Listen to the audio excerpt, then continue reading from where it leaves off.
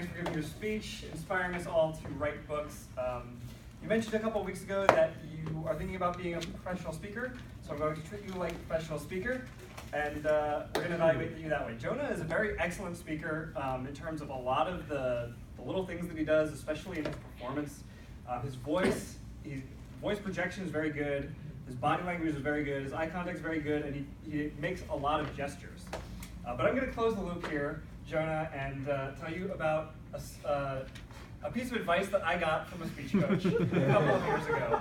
I was practicing for an international speech contest, and I was doing the same thing. I was giving a speech about skydiving, and I was making big gestures. I was leaning in and pointing to people, and I was using my voice. And she said, "Scott, now, shut up! Stop! Just stop! Stop! Stop!"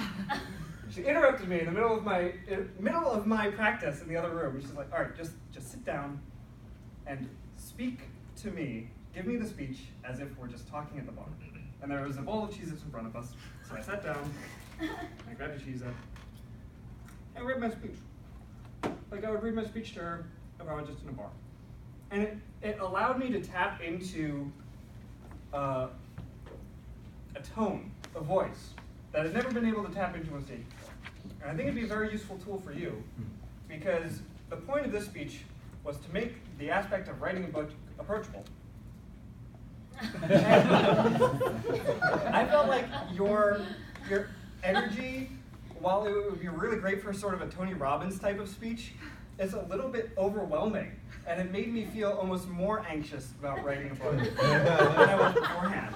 And I feel like in this particular case, what you probably want to do is lower your voice down to like a more conversational level, make more pauses, be a little bit more self-effacing, and just bring yourself down to earth so that people can see, oh, it's really not, this guy's not a god or something. And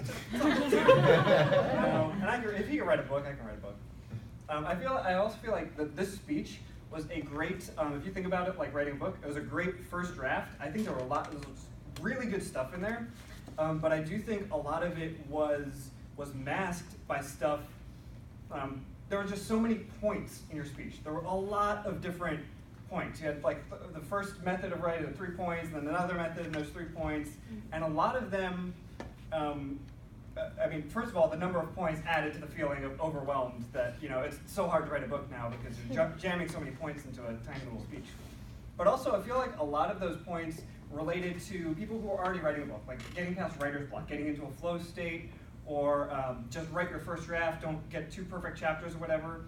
And they didn't necessarily relate to people who wanted to write a book but didn't know how to get into it. I mean, those kinds of fears are more like things like, I'm not a good writer, I don't have good content, I don't know what a publisher and an editor is.